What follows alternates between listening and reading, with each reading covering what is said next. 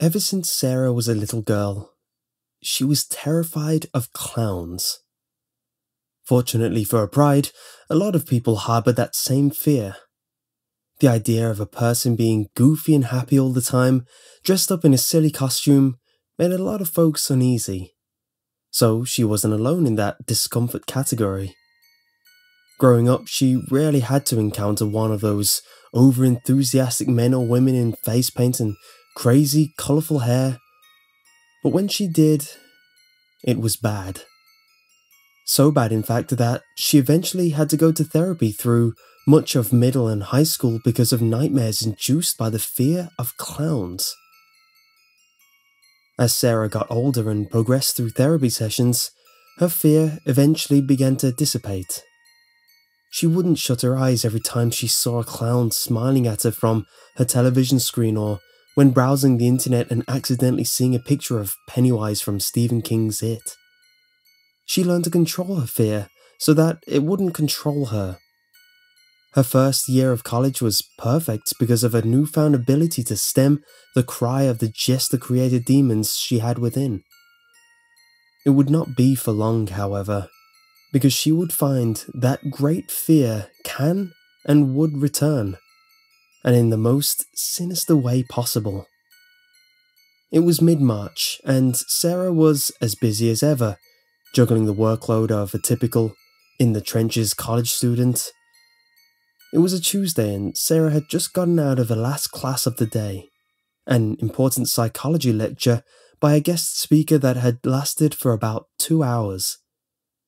As she was making her way back to her on-campus apartment, a young man, apparently in a rush, collided with her, causing them both to fall to the ground.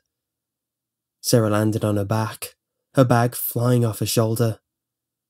Angry at the man's idiocy, Sarah slowly sat up to ask him how in the world he could be so unaware of his surroundings, but was shocked to find the man was nowhere to be found. Scanning the immediate area, there was no sign of him. Shaking her head, she got to her feet. Picking up her bag, she noticed a flyer face down on the ground. That Neanderthal must have dropped it during his hit and run, she thought. Sarah picked it up and turned it over and gasped. It was promoting a special event called Night of the Clowns. Posted underneath, in the middle of the promo, was a picture of a creepy clown with dark blue hair and a big orange smile plastered on his white face. Below his picture, there was a short description about the event. Are you ready for laughs a minute? Goofballs that could make your grouchy grandma grin? Then look no further, guys and gals, because Night of the Clowns is in town. Prepare for a night of food, fun and games, hosted by us kooky clowns, and absolutely free. Come along or bring the entire family. All are welcome. Right underneath the description, there were directions and the starting time of the event. Confused, Sarah read that information again. She read that it would be located at the MacArthur Fairgrounds, but she knew that the fairgrounds had been closed for a good 2 months ago due to the country wanting to develop the land for housing and business. There would never be any kind of festival or carnival or anything like that there ever again. Shaking her head, she continued reading it, and it would begin at 8 PM that night, and that it would last until early the next morning. Why would anyone want to spend an entire night with some crazy clowns? Sarah couldn't understand. She looked at the clown on the flyer again, his eyes staring back at her. She studied the flyer, trying to remember if by chance she ever heard of an event called Night of the Clowns. Nothing came to mind. It was just too weird. She shook her head and tossed the flyer in the garbage. No thanks, she thought. No clowns for me. At about 7:50 in the evening, Sarah was on the couch in the living room watching television and having some Chinese takeout for dinner. Her roommate, Dawn, was out with her boyfriend, so Sarah knew she'd be there alone for a while. As she sat there, Sarah figured she could give her boyfriend, Jesse, a call to see if he wasn't busy so he could come over. But then she remembered why he wasn't over by now anyway. He would be at work until midnight. Defeated by the realization she'd be home alone for a while, she sighed and ate a forkful of chow mein, flipping through channels. She passed over shows like Dirty Jobs and Criminal Minds, not finding anything she wanted to watch, until she saw that Man of Steel was on HBO. As she began watching the movie, she noticed the picture of her TV begin to become fuzzy. Suddenly, the screen went from showing Superman fighting General Zod in Metropolis to a disturbing face of a sad clown with dark makeup. It was juxtaposed across the entire screen, and it made Sarah jump in her seat. The clown just stared at her and motioned for her to come closer. Sarah fumbled for the remote and shut off the TV. She shook her head. Damn clowns. For the life of her, she didn't know how in the hell it went from Superman to a freaky clown. But she didn't care. Enough TV for tonight. She looked at her phone and saw that it was 8 PM. She jumped when her cell phone suddenly rang. She looked at the number and didn't recognize who the caller was. Sarah answered the phone. "Hello?" she said. After a few moments of silence, a voice that sounded like Disney's Goofy responded. "We were waiting for you, Sarah. We're starting the fun. We need you here." Sarah tried to pinpoint anything about the silly voice that might seem familiar and laughed. "Okay, who is this? Jesse, cut it out." The person chuckled. No, not Jesse." Sarah, still smiling, shook her head.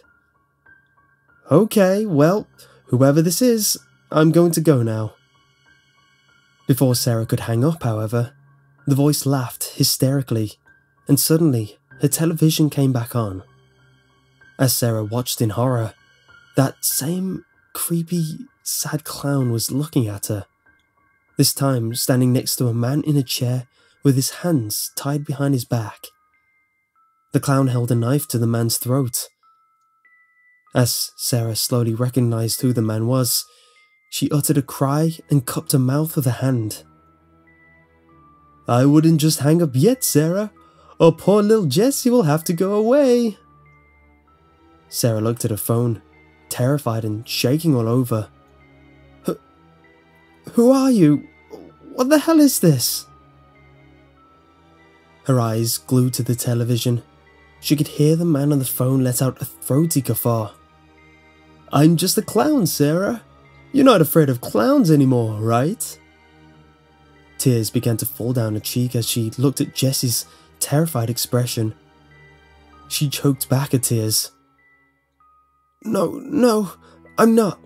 Please, just let him go." The man sighed deeply. "Of course, but you have to come here first. Come to the Night of the Clowns. We're waiting, Sarah. We're waiting." The man hung up and the television went dark. Sarah sat there in shock, her phone still pressed firmly against her ear. She slowly lowered the phone and thought about calling the police. As she dialed 911, she realized that this wasn't a guy messing with the TV or some average Joe kidnapper. This was paranormal, something outside of the realm of logic entirely. She understood what she had to do to save her boyfriend. She had to go to the Night of the Clowns. Sarah drove as fast as she could to the MacArthur Fairgrounds outside of the city. The closer she drove to the area surrounding the fairgrounds, a thick, heavy fog enveloped her car. Before she knew it, she had arrived at the large, closed iron gate of the fairground entrance. She was shocked to see a grand marquee, accompanied by a bubbly, clown-faced greeter from above. Bright strobe lights in different colours lighting up the night sky. She looked past the rusty bars of the iron gate and could see game booths and rides of all kinds. There was loud, carnival music booming into the air, and the distinct sound of children's laughter. What she didn't see, however, were people. Anywhere. It was as if the entire place was run by ghosts. Sarah slowly got out of the car, and almost immediately, the gate began to creak open. She cautiously approached the gate, looking around nervously. Suddenly, a group of clowns appeared before her, laughing and encouraging her to come inside. They wore an assortment of costumes, wearing different kinds of wigs and hats. There were male and female clowns, all flashing her painted, creepy grins. Sarah approached them, sweating with fear. "Okay, I'm here. Where is he?" One of the clowns, wearing a top hat and carrying a funny-looking cane, looked at the rest of the clown posse and giggled. He looked at Sarah and placed a hand on her shoulder. "We'll take you right to him, my dear. Then we can all have a splendid time."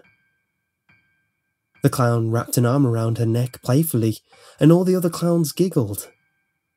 Scared to say or do anything, Sarah allowed the clowns to lead her to Jessie.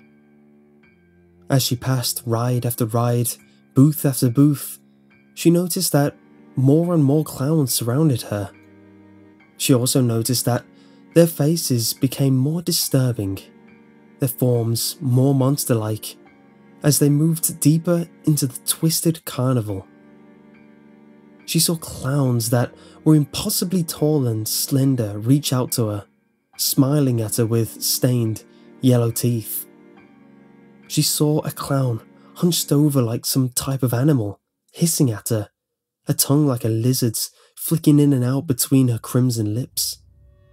One clown she passed was wearing a crude, fleshy mask over his face, covered in blood. His red eyes seemed to shine like eerie orbs of light. The group of clowns escorting her finally arrived at a large polka dot tent. The clown in the top hat spun Sarah by the shoulders so she could face him. Sarah trembled as she looked into his evil, manic eyes. "Where is he?" The clown tilted his head, motioning to the large tent. "Right in here, my dear. Go inside and we'll get started." He let go of her shoulder, and Sarah slowly walked into the tent. She was greeted by bright lights and great applause. She held a hand over her eyes, almost blinded by the light. She blinked several times and saw that there were hundreds of clowns sitting in bleachers surrounding her, and watching her with glee written all over their painted faces. In front of her, she saw Jessie, still tied up in the chair, with that creepy, sad clown wielding the blade dangerously close to his neck. Sarah cried in anger and ran towards Jessie and the clown. She was mere steps away when the clown pressed the blade harder against Jessie's throat. Jessie looked at her boyfriend and realized he had passed out. She looked at the menacing clown holding him hostage, fury in her eyes. "Let him go!" she screamed. The clown just looked at her with his dark frown, and then at Jessie. He shook his head sadly, and without warning, slit Jessie's throat wide open. Blood sprayed everywhere as Jessie convulsed in the chair, a sickening gurgle coming from his throat as he stared at Sarah with terrified eyes. Sarah, without thinking, ran up to the clown and punched him in the face. The clown fell backwards, the knife flying from his gloved hand. The clown watched as Sarah cradled Jessie in her arms, tears streaming down her cheeks. Sarah felt Jessie go limp in her arms as blood ran down her chest. She heaved as she held his head, crying uncontrollably. He didn't deserve this, and she felt the inevitable wave of guilt come over her. This is all my fault, she thought. A disturbing cackle to her right caused her to snap her head up, and she could see the sad-faced clown was now getting up, smiling at her. Gently laying Jesse's head down, Sarah quickly got up and picked up the knife. Before he could utter a word, she pounced on him, tackling him to the ground. With the mentality of a deranged animal stricken with grief, she stabbed the sad clown in the chest over and over and over. The clown cried out in protest, telling her to stop, but it was to no avail.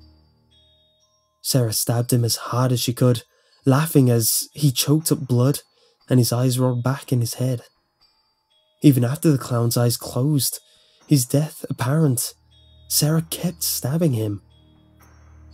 After a few minutes, she finally stopped and looked up, her shirt stained with his blood now. She looked at the crowd. They were silent, unmoving, waiting for her next move. Crying, she threw the knife to the ground. "Are you happy now? Look at what you've done to me!" she screamed. The clowns continued to watch her in silence. Finally, the clown with the top hat and funny cane entered the tent. His eyes widened when he saw the sad clown lying in a pool of blood. He looked at Sarah and smiled. Raising his arms in the air, he faced the crowd of clowns. "Wackos and jokers, jesters and loons, she has done it! Our Sarah has done it!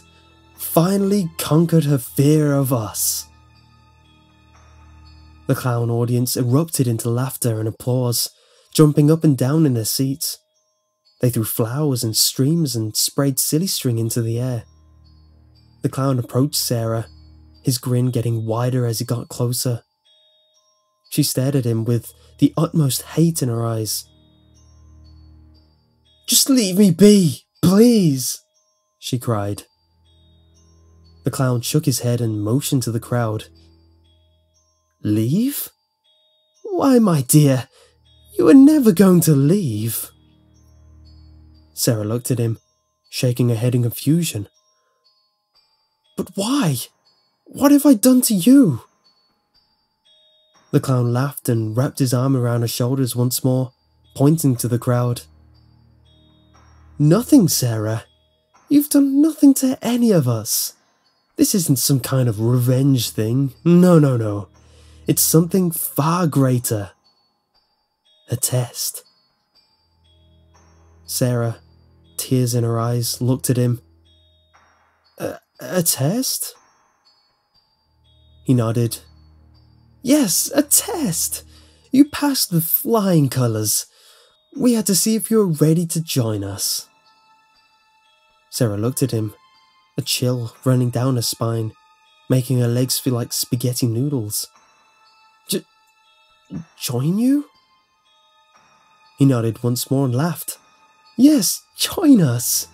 We seek out those who fear us and help them understand we aren't that bad. Once they finally understand, they become part of our big, crazy family forever." Sarah, horrified, tried to run away, but the clown held her tightly. She screamed, "Please, let me go. I lost my boyfriend. Isn't that enough for you?" The clown shook his head. "He was just part of our test. He wasn't important. What's important is the fact that you passed. Now you're one of us. Here, take a look." The clown pulled out a large red mirror from the back of his striped trousers and handed it to Sarah. She turned it over and saw her reflection. She screamed at the top of her lungs. The skin on her face was a ghostly white, with dark diamonds around her eyes. Both cheeks painted with black circles, and her lips, now a shade of ebony, formed into a wide grin. She tried to rub off the paint, scratching and pulling her skin to get the morbid makeup off her face. She then realized it wasn't makeup at all, but the skin itself. Trembling, She saw another transformation while looking at her reflection. Her eyes changed colour, turning from a medium brown to a mosaic of green and red. She felt a discomfort in her mouth and felt around with the tongue. She opened her mouth, screaming once more. Her teeth had become canine-like, protruding from under her dark lips. Shaking, she almost collapsed in the clown's arms. He giggled and held her. She looked at him. What have you done to me?" she asked weakly. He gave her a remorseful look and motioned to the crowd. "Nothing, dear Sarah. We made you part of the family." The clown audience erupted into fits of laughter once more, and Sarah watched them.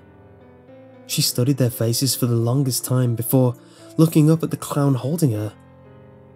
They were demented, but happy, she thought.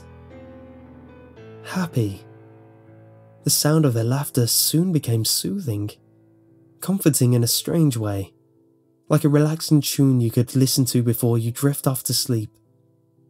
Slowly, a smile came to her face and she giggled. And she began laughing hysterically. Nothing else could be heard but the sound of clown's laughter floating up out of the tent and into the cold, dark night.